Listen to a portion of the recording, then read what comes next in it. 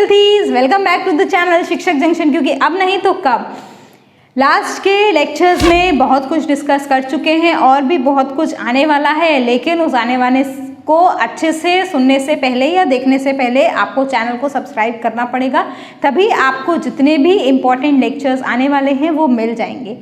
अब बात करेंगे अपने कंटेंट की। तो लास्ट के लेक्चर में हमने पॉलन ग्रेन का पूरा स्ट्रक्चर पढ़ लिया था। उसके साथ साथ हमने ये भी डिस्कस कर लिया था कि कैसे वो पॉलन ग्रेन अब मेल गैमेटोफाइट को राइज करने में हमारी मदद करता है। एक्चुअली में पॉलन ग्रेन के अंदर कैसे मेल गैमेट बनने वाला है वो हम देख चुके हैं।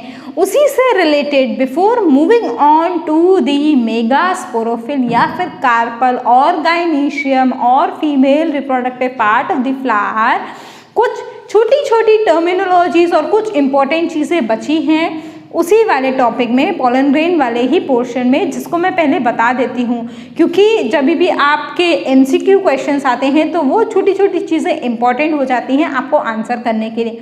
क्योंकि सब्जेक्टिव में तो चलो फिर भी एक बार को रह जाए, लेकिन MCQ को ध्यान में रखते हुए उन छोटे छोटे पॉइंट्स का बहुत ज़्यादा इम्पॉर्टेंस हो जाता है। और मार्क्स का तो आपको पता ही है, आजकल तो 0.01 मार्क भी इम्पॉर्टेंट हो जाता है कहीं पर भी आप को देने के लिए, है ना। वैसे तो मैं मार्क्स पर इतना फोकस नहीं करती, क्योंकि it is not the ultimate thing which you should aim eight.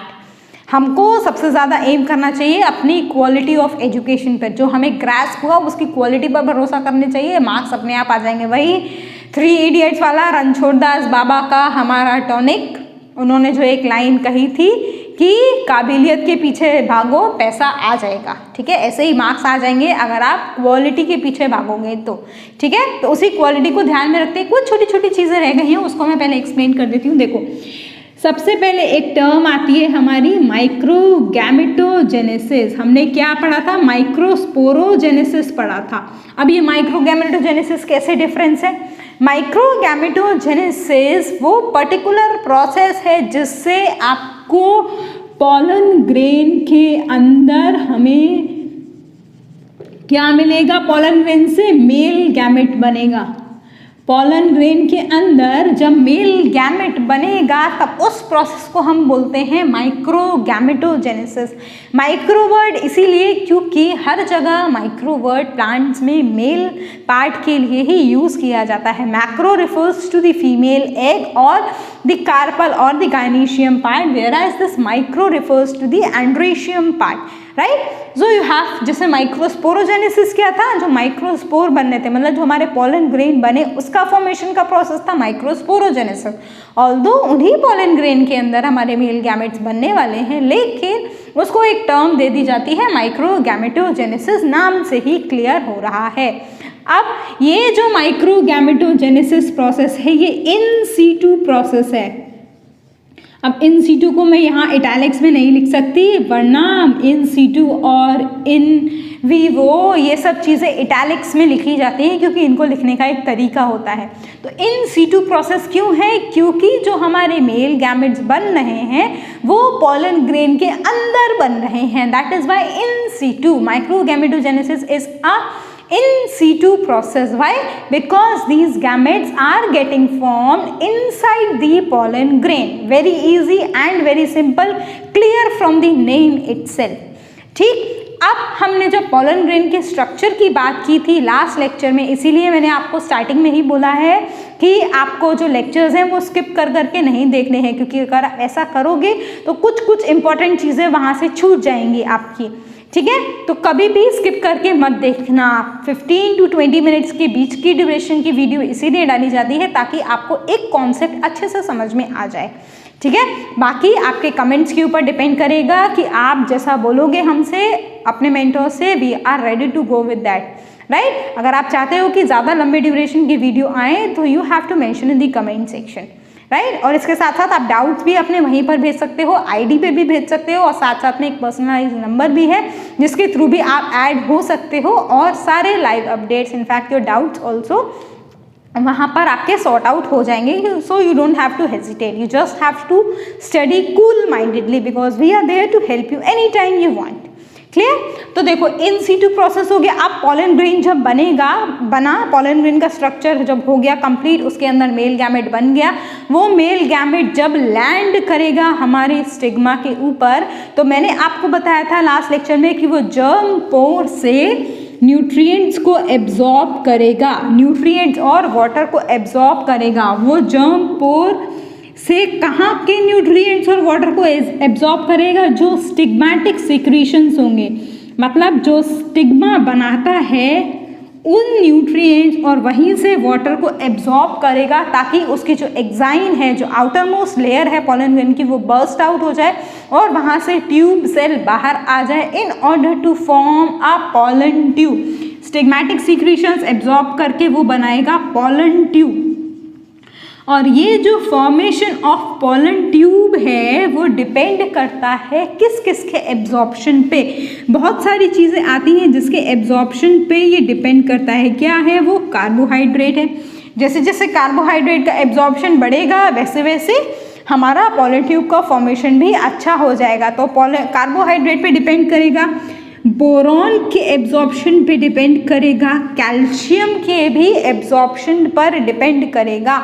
इसका मतलब कि बहुत सारे ऐसे आयंस हैं, बहुत सारे ऐसे एलिमेंट्स हैं जो इस पॉलन ट्यूब के फॉर्मेशन को बनाने में मदद करेंगे। इसके अलावा जो ग्रोथ हार्मोन्स होते हैं प्लांट्स के, ऑक्सिन्स एंड जिबेरेलिन्स, उस पर भी ये डिपेंड करेगा कि कैसे हमारा पॉलन ट्यूब बनने वाला है। एक इम्पॉर्टेंट पॉइंट है ये कि पॉलन ट्यूब का फॉर्मेशन किन किन सब्सटेंसेस के एब्जॉर्प्शन पे डिपेंड करेगा। तो कार्बोहाइड्रेट्स, बोरॉन, कैल्शियम, ऑक्सिन्स और जिबेरेलिन्स, इन सब के एब्जॉर्प्शन पे ही पॉलन ट्यूब का फॉर्मेशन स्टार्ट होगा, जो अल्टीमेटली लेकर जाएगा हमारे मेल गैमेट को कहाँ तक?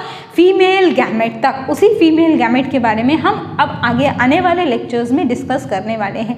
एक और इम्पॉर्टेंट पॉइंट कहाँ पर? यहाँ जब हमने माइक्रोगैमेटोजेनेसिस पढ़ा था, देखो जब हमारा माइक्रोस्पोरोजेनेसिस हुआ था, माइक्रोस्पोर मदर सेल से या फिर पीएमसी से, तो वो मियोसिस के थ्रू हुआ था। दो अलग अलग डिविजन्स हैं, एक ही साथ आएंगे अलग अलग पॉइंट पे। जब हमारा माइक्रोस्पोर मदर सेल से माइक्रोस्पोरोजेनेसिस हुआ था तब वो मियोसिस के थ्रू हुआ था, लेकिन जब वही स्पोरोजीनस टिश्यूज डिवाइड करेंगे in order to form the vegetative and the generative cell, that is through the process of mitosis. क्योंकि अब वो हैप्लॉइड हो गए हैं, अब उनको सिर्फ सेल्स का मल्टीप्लिकेशन करना है, उन्हें डिप्लॉइड से हैप्लॉइड में नहीं कन्वर्ट होना, जो वो यहाँ पर ऑलरेडी हो चुके हैं। जो हमारा माइक्रोस्पोर मदर सेल था वो डिप्लॉइड था, उसके बाद जो पॉलन ग्रेन बने हमारे वो हैप्लॉइड हो गए, जो स्पोरोजीनस टिश्यू के थ्रू बने। अब जब वो डिवाइड करेंगे तो वो माइटोसिस के थ्रू ही करेंगे, मतलब कि जो माइक्रोस्पोर हमारा बन चुका है अब वो माइटोटिकली डिवाइड करेगा in order to form the male gamete. ठीक है, और दो सेल स्टेज होती हैं, वेजिटेटिव और जनरेटिव सेल, तो वो भी आपको ध्यान में रखना है। So these are all something few key points which were left on the topic of microspore. ठीक है, अब आएगा हमारा गाइनीशियम वाला part, female reproductive part of the plant, that is the gynoecium और द कार्पल और पिस्टल और megasporophyll. सारे एक ही चीज़ के नाम हैं, ध्यान में रख लो। ठीक है, तो कैसा है? मेल गैमेट है, गाइनीशियम। देखो अब हम क्या पढ़ने वाले हैं? अब हम पढ़ने वाले हैं कार्पल, या फिर इसको हम बोलेंगे मेगा स्पोरोफिल, ये भी बोला जाता है कार्पल को ही। इसके अलावा इसको गाइनीशियम भी बोला जाता है, और यही गाइनीशियम फीमेल गैमेट को रिप्रेजेंट करता है। ऑल्दो इसका भी थोड़ा कॉम्प्लेक्स स्ट्रक्चर है, उसको भी हम देखने वाले हैं, लेकिन अगर ओवरऑल टर्म करें तो ये फीमेल गैमेट को ही रिप्रेजेंट करेगा। अब फ्लावर के ऊपर डिपेंड करेगा कि उसमें एक ही कार्पल होगा या फिर बहुत सारे कार्पल होंगे। अगर एक कार्पल होगा किसी फ्लावर के पास तो उसको हम बोलेंगे मोनोकार्पेलरी। मोनो का मतलब आप सबको पता है सिंगल, तो ऐसे कार्पल को हम बोलते हैं मोनोकार्पलरी। एग्जाम्पल, हम सबका फेवरेट फ्रूट मैंगो, इस मैंगो में के फ्लावर में एक ही कार्पल प्रेजेंट है। दूसरा फेवरेट फ्रूट या दूसरा फेवरेट जो खाया जाता है कोकोनट, इसमें भी मोनोकार्पल प्रेजेंट है, मतलब एक ही कार्पल प्रेजेंट है। अब जब एक से ज़्यादा कार्पल प्रेजेंट होंगे, यहाँ पर हमने मोनो बोला क्योंकि एक प्रेजेंट है, जब एक से ज़्यादा प्रेजेंट होंगे तो क्या बोलेंगे? मल्टी। ठीक है, मल्टी कार्पेलरी में एक से ज़्यादा कार्पल्स प्रेजेंट होंगे। अब वो डिपेंड करेगा कि कार्पल फ्यूज्ड है या फिर फ्री है। ठीक है, तो अगर देखो मल्टी कार्पेलरी में दो कंडीशन, मोनो है तो कोई कंडीशन नहीं है, एक ही है तो फ्यूज्ड हो चाहे फ्री हो एक ही बात है। मल्टी में दो कंडीशन है, या तो फ्यूज्ड हो सकते हैं या फिर फ्री हो सकते हैं। अब मल्टी कार्पेलरी फ्लावर का एग्जाम्पल आता है स्ट्रॉबेरी। स्ट्रॉबेरी का जो फ्लावर होता है वाइट कलर का फ्लावर होता है, येलो कलर का पिस्टल उस पर दिखता है और अच्छे से वो फ्यूज्ड होते हैं, वो सारे कार्पल, बहुत सारे कार्पल्स प्रेजेंट है उसमें, तो वो आता है मल्टी कार्पेलरी का एग्जाम्पल। अब देखो कार्पल या फिर एक्चुअली में जो हमारा फीमेल रिप्रोडक्टिव पार्ट है वो कैसा दिखता है। मैंने आपको बोला था कि अगर आपको ये चीज़ें अच्छे से स्टडी करनी है तो आपको गुड़हल के फूल में बहुत अच्छे से क्लियर होंगी, सारे पार्ट्स उसके बहुत अच्छे से दिखते हैं इसी गुड़हल के फूल में। तो अगर आपका मन हो उसको देखने का तो आप वहाँ पर देख सकते हो। जो कार्पल होता है उसके 3 पार्ट्स होते हैं। सबसे ऊपर आता है हमारा स्टिग्मा। स्टिग्मा मतलब कुछ तो स्टिकीनेस है इसमें, इसीलिए इसको नाम भी दिया गया है स्टिग्मा। ठीक है, तो पॉलन ग्रेन जो है वो यहीं पर आकर बैठेगा और यहीं से सीक्रीशंस को भी एब्जॉर्ब करेगा आगे पॉलन ट्यूब बनाने के लिए और फिर मेल गैमेट को फीमेल गैमेट तक पहुंचाने के लिए। ठीक है, स्टिग्मा स्टिकी नेचर है, serves as a landing platform to the pollen. कैसा काम करेगा ये? It serve as a landing platform. किसके लिए? To the pollen grain. Obvious सी बात है, पॉलन ग्रेन ही आके बैठेगा और पॉलन ग्रेन इंसेक्ट के साथ आके बैठ सकता है, विंड की वजह से आके बैठ सकता है। वो सारी चीज़ें हम जब पॉलिनेशन पढ़ेंगे तब डिस्कस करेंगे। दूसरा पार्ट, ये जो लॉन्ग ट्यूब्यूलेटेड पार्ट है इसको हम बोलते हैं स्टाइल। थोड़े स्टाइल में है ये, ठीक है, इसकी वजह से इसको बोला style. Long tube like structure है, इसी के थ्रू पॉलन ट्यूब बन के अंदर तक जाएगा। कहाँ पर जाएगा? यहाँ पर जाएगा। ये क्या है?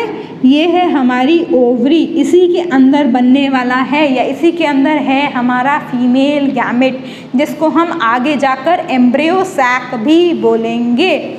ठीक, और ये ओवरी किससे अटैच है? जैसे कि हमारा एंथर जो था वो अटैच था या हमारा स्टेमन अटैच था थैलेमस से, ऐसे ही ये ओवरी भी थैलेमस से ही अटैच होती है। तो ये ओवरी क्या हो गया? ये है एक्चुअली में फीमेल गैमेट को होल्ड करने की जगह या फीमेल गैमेट की जो साइट है वो है एक्चुअली में ये ओवरी। ये हो गया बेसिक सा स्ट्रक्चर किसका? गाइनीशियम का। 3 पार्ट से बना है, स्टिग्मा, स्टाइल और ओवरी। स्टिग्मा लैंडिंग प्लेटफॉर्म बनेगा पॉलन ग्रेन को लाने के लिए, उसके बाद ओवरी वो जगह है जहाँ पर फीमेल गैमेट प्रेजेंट है। और इस प्रोसेस को जब हमारा फीमेल गैमेट इस ओवरी के अंदर बनने वाला है, जैसा कि हमने अपने लास्ट वाले लेक्चर्स में उसको माइक्रोस्पोरोजेनेसिस टर्म किया था, ऐसे ही यहाँ पर अब हम उसको क्या टर्म करेंगे? Mega sporogenesis. मैंने आपको बताया कि जो फीमेल गैमेट है वो मेगा के टर्म्स में आता है और मेल गैमेट की जगह माइक्रो आता है। बाकी सारी आगे वाली टर्मिनोलॉजी सेम है, आगे वाला जो वर्ड है वो सेम है, बस माइक्रो और मेगा आता है। मेगा आता है फीमेल के रिस्पेक्ट में और माइक्रो आता है मेल के रिस्पेक्ट में। तो ये हो गया उसका एक ब्रॉड या ओवरव्यू एक तरीके का। अब नेक्स्ट लेक्चर में हम इस मेगा स्पोर, अब देखो जब मेगा स्पोरोजेनेसिस हो रहा है मतलब वो प्रोसेस है, तो वो प्रोसेस कहाँ से स्टार्ट होगा? उस पर्टिकुलर स्ट्रक्चर से स्टार्ट होगा जिसे हम क्या बोलेंगे? सिंपल सी बात है, मेगा स्पोर ही बोलेंगे। उसी के स्ट्रक्चर से रिलेटेड चीज़ें नेक्स्ट लेक्चर में हम डिस्कस करने वाले हैं। नेक्स्ट लेक्चर थोड़ा सा इंटरेस्टिंग होने वाला है क्योंकि आपको उसमें प्रैक्टिकल में एक्सप्लेन करूँगी कैसे सीट के अंदर अलग एक सीट का एग्जाम्पल लेके एक सीट को प्रैक्टिकल दिखा के कि कैसे उस सीट के अंदर वो सारे स्ट्रक्चर्स प्रेजेंट होते हैं और वो कैसे हेल्प करते हैं पॉलन को ओव्यूल तक ले जाने में। उसका थोड़ा सा पार्ट जितना भी उस सीट में विजिबल होगा, मतलब ऑब्वियसली उस स्टेज पर तो विजिबल नहीं कर सकते हम जिस स्टेज पे वो एक्चुअली होना चाहिए, बट हाँ उसके कुछ कुछ पार्ट्स हमें वहाँ से दिखते हैं। तो वो सारी चीज़ें प्रैक्टिकल के साथ हम नेक्स्ट लेक्चर में डिस्कस करेंगे। So we will meet in the next lecture. Till then, if you have any doubt, do ask us in the comment section or through the Gmail ID. That's all for this lecture. Thank you. Bye bye.